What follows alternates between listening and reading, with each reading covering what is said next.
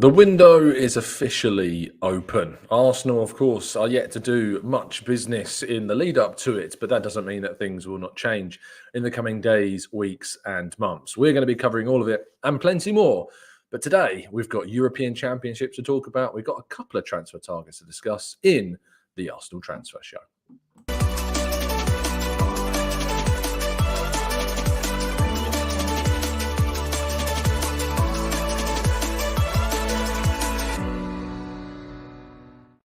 Hello and welcome to the Gooner Talk, back again with you guys for another episode of what is the Arsenal Transfer Show. Joining you every single morning at 8 a.m. UK time for the final Italian episode, if you like. Tomorrow will be your final episode of the three-part series of Dream Transfer Window targets covering defenders and goalkeepers tomorrow. So make sure you tune in at 8 o'clock sharp tomorrow morning, of course, and make sure you help support that video with the likes as well and getting that up as high as we can. But we have managed to keep our 1,000 live episode like run going, which is fantastic, and thank you for that. If you could ever be so kind to drop a like on the video today, I really would appreciate it. And of course, subscribe to the channel as we help our way towards our Emirates Stadium capacity target for 2024. Good morning to those joining us though live in the chat box. Appreciate your time and hope you're doing good and well. Damien, Steve, Maximius, Khalid, John, we've got Jose, Martin, Z, Shari, Pika Who, Ryan, Glenn, Stephen, Olawale, Matt G, Rich and Darren and Arasilki, and plenty more of you guys and girls as well. Thank you so much. And thank you for Knowledge for continuing your membership with the channel as well. Really appreciate your support too. Shall we jump into today's stories? I should say today's probably the worst day in terms of connectivity, so apologies if there's any kind of audio or connection issues. It's also very dark at the moment, as you can probably tell from the screen. I'm kind of being lit by that lamp and the light from my actual laptop. But on Sunday morning, we'll be back in the usual surroundings and everything will be running a lot more smoothly, I hope, at least. So there's always that. But let's jump into today's stories, as I say. We kick off with the European Championship starting today. Scotland taking on Germany in the first game of this tournament. But it is the Arsenal story which has dominated the pages surrounding William Saliba. We've been hearing from Kylian Mbappe talking about how Saliba is appreciated as one of the best defenders in the Premier League and would certainly be among those with the characteristics and the traits to start for Les Bleus. Well, we're hearing, of course, from certain news outlets in France that Saliba is indeed being considered to start for France for this tournament and that the Arsenal defender could indeed become France's starting centre-half. We've certainly been looking at the likes of Ibrahima Konate, Doue Upamecano, and others, of course, starting over Saliba. But now it seems Saliba could be in line to make his real establishment, if you will, of becoming France's number one centre-back. After those comments from Didier Deschamps, we heard all the way back earlier this year, it's quite a journey that he's been on in the international team, and this could be the tournament where he indeed does stamp his authority on the French squad. Gabriel Jesus, meanwhile, has posted images to his social media pages of him training already, getting well ahead of preparations for next season. And he's been doing it with Brazilian teammate Neymar, of course.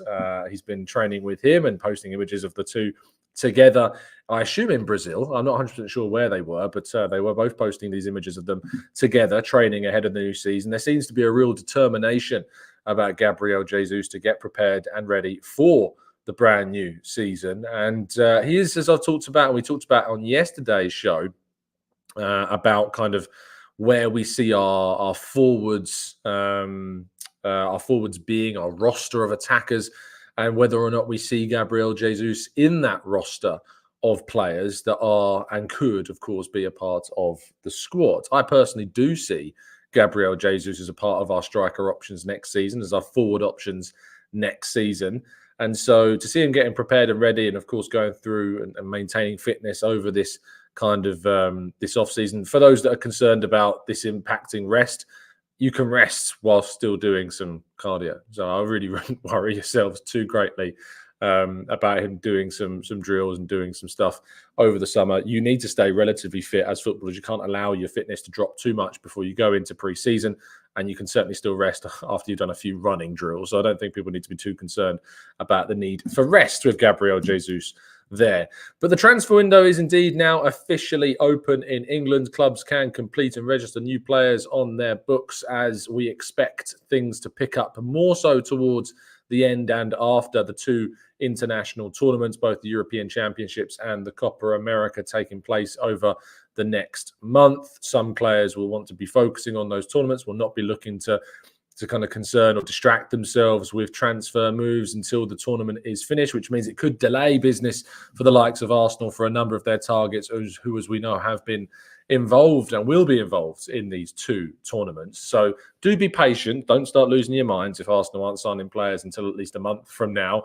But we will, of course, keep you updated with all the links that are going on surrounding both tournaments, including Arsenal's potential outgoings. According to the Daily Mirror, Juventus are said to be one of the clubs that are now joining the race to try and sign Jakub Kiwior. We know that AC Milan were one of those sides and that Juventus are becoming apparently another one. If Arsenal, as I've mentioned, can get upwards of 25-30 million pounds for Kiwior, it would represent obviously some significant profit made on a deal that was only done 18 months plus ago. That said, I would quite like to keep Jakub Kiwior at Arsenal. I think he provides Arsenal plenty of depth and option in their left centre-half and left-back position. This is a player that started at the Etihad in a 0-0 result, helping to keep a clean sheet there. He's got quality. 24 years of age is a good age as well to continue with Arsenal. But if Arsenal were to make a significant profit on the player and then reinvest it in a good defender, you never know what could happen. So Jakub Kiwior there. We'll keep you updated upon that thread. Michael Olise is, of course, the big story of the last 24 hours, with loads of Premier League clubs said to be interested. Manchester United, Chelsea, Newcastle, Manchester City, clubs abroad like PSG, also said to be interested in Michael Olise. But are Arsenal in the fold? Well, there's been some outlets claiming that Arsenal do have an interest in Olise. However, certainly from what I heard prior to me leaving on holiday, there wasn't really too much noise on the Arsenal front. David Ornstein did an article about Chelsea's interest in the player, did not mention Arsenal whatsoever in that interest towards the player, unless I've missed Arsenal being hidden somewhere in the piece, it was not mentioned. So it seems that the Athletic don't really see Arsenal as a potential player in this race. But other outlets have indeed reported that Arsenal do have an interest in Olise. The player is not necessarily the winger type player that Arsenal should really be looking for in this window. His price would be around £60 million for a team in the Champions League. However, for a side like Chelsea, rather amusingly, it is said that they would have to pay considerably more because they're not a Champions League club, so the release clause does not apply to them. But Arsenal, if they were going into the market for a wide player, I think need to go for more of a stylistic winger, a traditional winger that's got the pace to play in those wide positions, take players on. I see Olise as more of a wide playmaker than I do as a winger, and I'm just not sure stylistically if he is the right choice for Arsenal. No doubt he's a great player with brilliant talent and will improve any team he goes to. I'm just not sure if the style of the player is what Arsenal are necessarily looking for. But if he was to arrive at Arsenal, I would really hope for him to prove me wrong and that he would turn out to be the right player for us.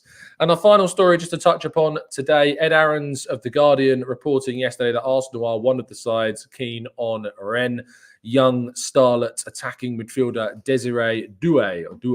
The best way I pronounce in the French as I can give you, but very versatile attacking player. Last season played a number of games on the left, played through the middle for a few games, played on the right-hand side for a handful of games as well, scored 4 goals, got 5 assists in 31 Liga matches, becoming a really integral part of the Rennes side. Started off as a substitute. By the end of the season, was an established starter for Rennes. He's only 19 years of age, very talented, plays more so, as I say, on the left-hand side, but has got the versatility to play on a number of positions. He can play with both feet. He's very adept in using either foot, which is obviously really, really good for a side like Arsenal that enjoy to use players in different positions, and perhaps is more slightly better stylistically from the limited amount that I've seen of the player. But he looks a really exciting talent, but you could argue that maybe they see him as a potential attacking midfield option as well.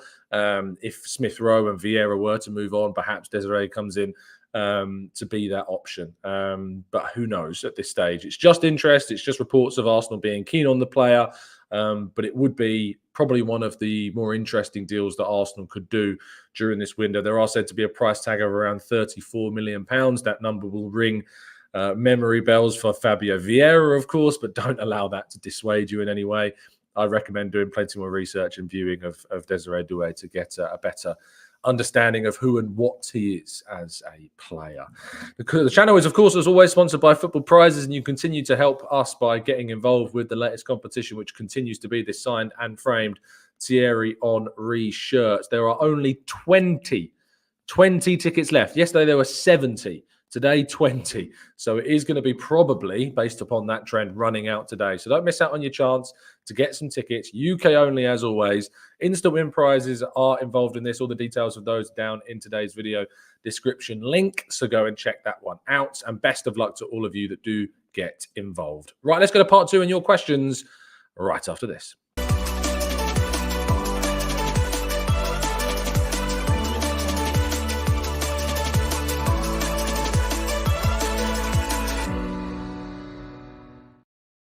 Okay, part 2. This is the element of the show, of course, where we go into the chat box and tackle your questions as best as we feasibly can to try and answer as many of them as we can. I'm not sure how much help I'm going to be able to give you on certain links at the moment. As soon as I'm back, I'm very much in the fold of things from Sunday to Monday.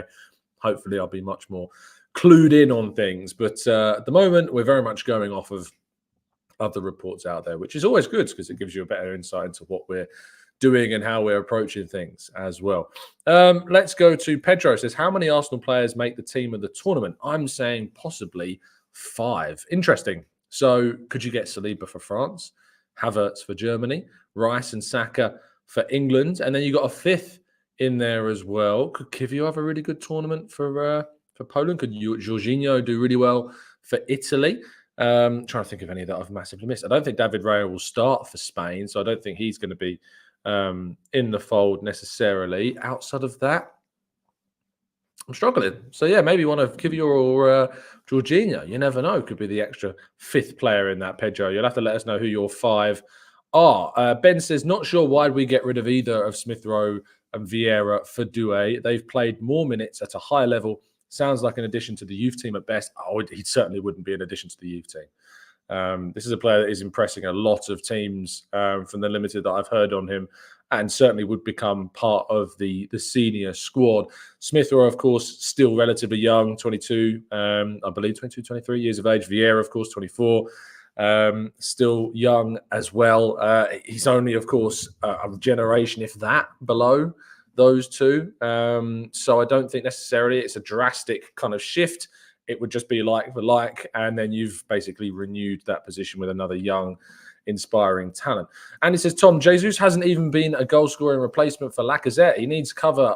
He needs to be cover for Saka on the right, and we need 20 goals a season striker. Is that not Havertz, Andy? Havertz managed to get 13 Premier League goals, I think it was, without even playing striker for 2/3 of the season. So I think we've got a great chance of already having a 20-goal-a-season striker in Kai Havertz. Has Jesus been a goal-scoring replacement for Lacazette?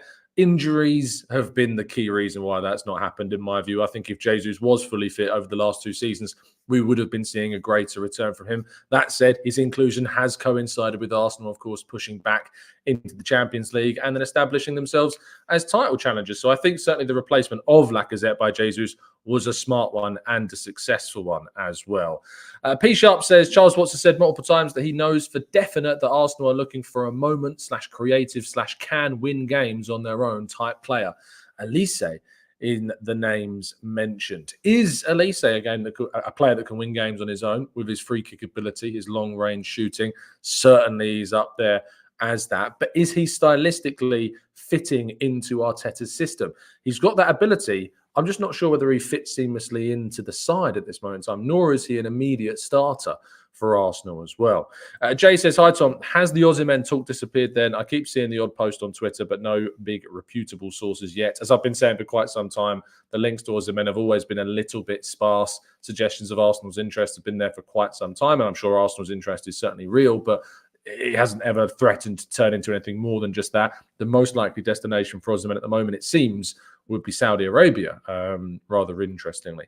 Trossard, people are saying, could be another option for a player of the tournament as well. And Zinchenko, maybe, for because he starts quite often for Ukraine. Trossard, I think, is a really, really good shout. Mark says, I keep hearing that Bayern Munich are willing to listen to offers for Jamal Musiala. What do you make of those rumours, and how do you rate him generally and for Arsenal? There is no way that Bayern Munich, in my view, are the idea open to offers. The only thing that would change that is if Musiala is very keen on leaving Bayern Munich, which we've not necessarily heard too strongly. If Arsenal could get him, they absolutely should. That's the type of player that you do go out and spend 80 plus million pounds on to get him through the door, because he's a brilliant footballer. But the idea of Bayern being open to offers, I kind of struggle with somewhat. Robble says AFC is super quiet on transfers. Who are they looking for in midfield? The midfielder hasn't really emerged as a leading candidate at the moment. There was a lot of noise for Bruno Guimaraes at the start of the window, but I think Arsenal have been priced out of that move unless things were to change for them.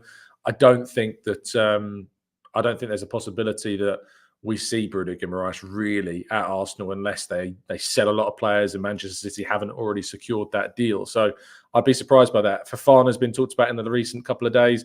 Again, not really being spoken about. So yeah, it's the words. The word for what we might do is escaping me, because I don't see who there is at the moment that is out there. Omar says, why would you put a light source behind your back? You look rather tanned. I can't put it here because there's no plug here that I can plug it in. So that's the only place that I can put it, mate. If I look tanned, great. The sunbathing has worked, so clearly. Out says, Fofana seems like a no-brainer. We really missed Partey's range of passing last season. I love Rice, but he doesn't have that pass on him. Midfield, even more important than the front line. The thing about Rice is I think he's incredibly underrated in terms of his passing. It's just kind of we've got into this strange characteristic of claiming that he doesn't have the passing ability of Partey. I think he's not on the same level passing-wise as Partey. I think he's still a really good progressor of the ball. Is Rice. And I think actually he gets talked down a lot regarding his progressive passing. I mean, if we have a quick look at his FBref stats from last season, he ranks as in the 90th percentile for progressive passes. He ranks only as the 54th percentile for shot creating actions, 2.46 per 90. Perhaps if he had played more games in that left 8 position, that might have changed. But he can do more, but I think his passing is underrated and gets disparaged rather quickly as well. Temi says, Havertz, where are your standards? Indeed. Mighty says, Tom, have you purchased your Win the Dog toy yet? Not yet. I will be when I get home. Don't you worry. Win the Dog will be a permanent feature of the channel. I look forward to it. Pedro says Havertz, Rice, Saka, Saliba, and possibly Raya if he plays. I don't think Raya will play, but Trossard could be the player that fills in that 5th spot for you. Viro says, hey, Tom, 2-part question. 1, have we managed to stave off interest in Chido Obi Martin? And 2, do the FA need to look at contract offers being with an age reduction in order to avoid pushing homegrown talent abroad? It's an interesting choice of player to use for that example, considering that Chido Obi Martin is a Danish youth international. Yes, he is homegrown, of course, but he's not helping the FA in terms of the England national team, unless he was, of course, to switch allegiances. But he plays for the Danish youth side at the moment, as Chido Obi Martin. In terms of staving off German interest, not yet. We've not had any updates from those that are covering this story rather closely at the moment. The Evening Standard's Stephen Collins, of course, reporting that Arsenal are still hopeful that he would renew his deal with the club. But there's also reports from Fabrizio Romano that Arsenal are looking at giving and have given the best proposal to Ryan McAdoo of Chelsea. So McAdoo from Chelsea. So there is certainly an interest in those players. But will that be determining of what we do with Obi Martin? I'm not so sure, because McAdoo, as far as I'm aware, is more an attacking player in terms of a midfield attacking player, whereas Chido Martin is very much an out-and-out striker. But I don't know about the rules being changed. I don't know if there's any legal side of that, which means they can't, as we talked about, 16-year-olds and under get scholarship contracts. 17 and older, you can get your first professional contract, and then, of course, go out on loan as well. Amir Organist says, morning, Tom. Why are we so toxic concerning letting go of our hair lenders? Surely it's about being good enough and that being more important. It's felt like the last real thing, besides, of course, a trophy, that the critics can really latch and sink their teeth into with Arsenal, I feel, the youth side of things. There is definitely a contradiction and a hypocrisy going on regarding the youth side of things with Arsenal. If you want Arsenal to be the most competitive team, if you want them to challenge for titles, and at the same time you're desperate for them to throw kids in, I'm not necessarily sure that there is a world where that can happen so successfully on both sides. It's a trade-off. Arsene Wenger famously saying that if he throws a kid in, he will lose points because of doing that. And you will lose points by playing kids more often. Arsenal need to find a balance. And once you've established yourself as a side that are challenging for titles, as Arsenal seemingly have done, it does become somewhat easier to then put more faith in youth players in your team. And if you're winning by a significant number of goals later on in matches, you can give those younger players more of an opportunity. I think Arteta has had something of a block perhaps there as he continues to push to try and establish Arsenal as title challengers. Maybe that still won't change until we win a big title. Who knows? We'll have to wait and see. But I do think that the criticisms of Arsenal's promotion of youth players is both contradictory and hyperbolic to the nth degree. Rich says, what do you make of Real Madrid lining up Wirtz for next season? Will they be the best club side ever? Potentially another brilliant player that could be joining Real Madrid and adding to that team. Russ says, Tom, do you have any concerns if Havertz is considered our number one forward going into next season? Not really, because I think whoever we signed, Russ, this summer, that was always going to be the case at the start of the season. It was always and had always felt like Havertz was going to be our number one striker for next season. And based upon his contributions last season, and now with the momentum going into next season, I'm very happy that he would be that player. He's gaining in confidence, he's growing in maturity, and he's getting better every single game that I watch him. So I look forward to seeing Havertz if he is indeed our number one striker. But I hope that Arsenal do go out and bring reinforcements into our forward line and get us some more players to add to the options that we've, of course, got as well. Scrolling down a little bit more, we've got Rob says, if we get a surprise Arsenal star in the Euros / Copa America like a Trossard, a Martinelli, a Zinchenko, should we cash in if their value goes above the market rate? I mean, the three players you've named, Trossard and Martinelli in particular, are never going to be looked at as potential sale options, I don't think. Zinchenko, however, could be. If Zinchenko has a really good Euros and suddenly gets a lot of offers, that could be something that Arsenal look to cash in on. So Zinchenko might be one to watch of those three. Disciple says, big shout to Saliba. He has come a long way. Remember when he was doing personal trainings on his return to Arsenal, he put in the extra time, and I'm glad that he is now getting the accolades that he deserves. He actually did a really good interview recently where he talked about Mikel Arteta and how great of a coach Mikel Arteta is, and how they had that difference of kind of view at the start of his time at Arsenal, but he has learned to appreciate the decision making that has led him to be the player that he is today. Raf says, do you think we didn't go for Luiz because we can't buy until July 1st? No, I don't. I think the reason why we didn't go for Luiz is because Aston Villa have absolutely zero interest in selling to us. The deal and the money that you're looking at regarding a Juventus deal, which is seeing two players, I think it's Illing Jr. and Weston McKennie going in the other direction with around 20 million euros involved going also towards Aston Villa. That deal suits Villa because A, they want players in, B, they need some cash in for PSR reasons, and C, that deal is not available to Arsenal. Arsenal are not a club that Aston Villa want to strengthen with any amount of money or player. So I very much doubt that you will see, unless they come in for, say, a Smith Rowe, which I don't think they will, but things can change rapidly in the window. That deal that Juventus or anyone else abroad would be getting for Luiz would not be available to Arsenal. It just wouldn't. That's what happens. It's like when Chelsea came in for Smith Rowe.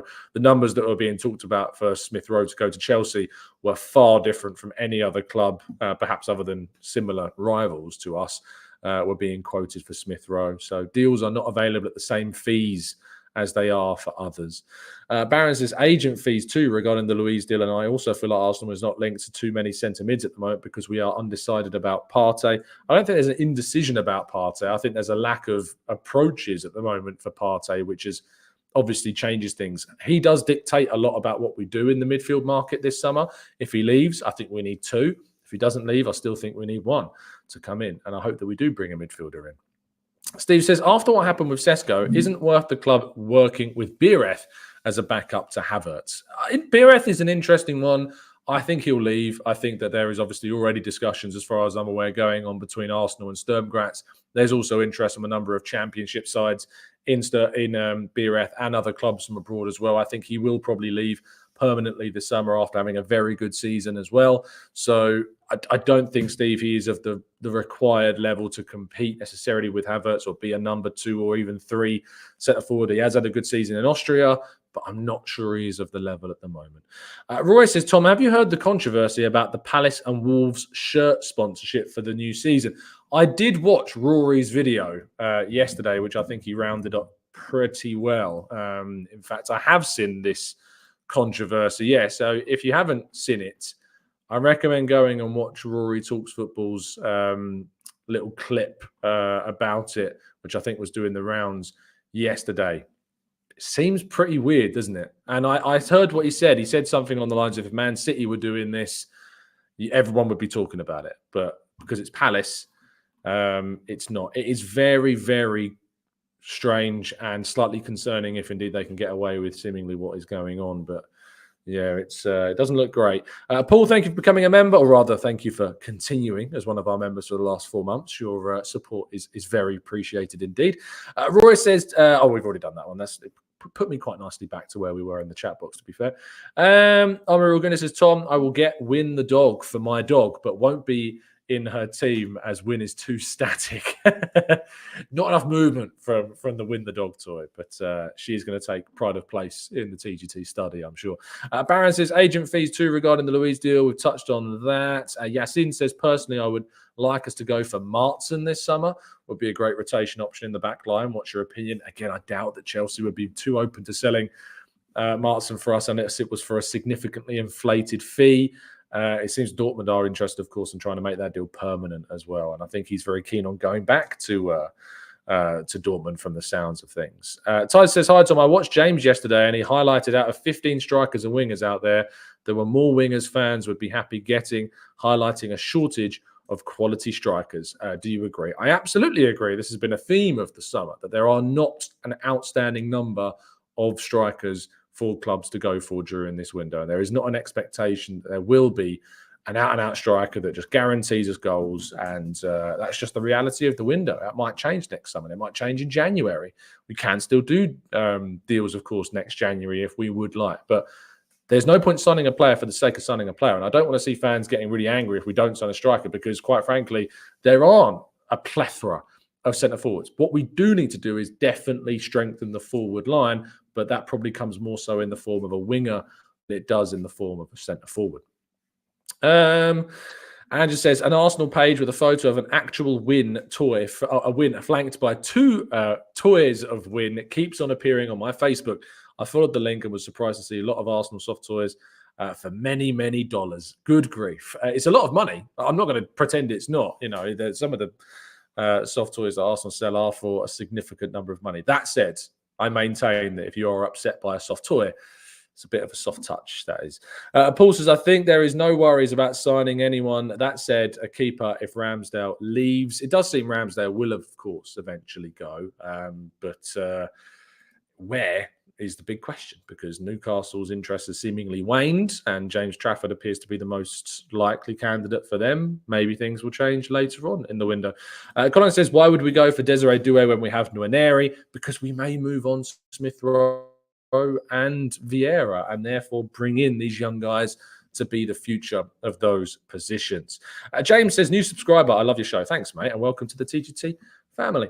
AFC Till I Die says, Gyökeres is meant to be having a knee surgery over the summer. Could that be why we haven't gone for him? Absolutely could be one of the big reasons why Gyökeres has slipped down the pecking order of strikers that we are interested in. And also says, by the way, I hope you and your wife are enjoying your holiday. Thanks, mate. We certainly are, but we've only got a couple of days left and then it's all done. And then, to be fair, I've got another holiday in July.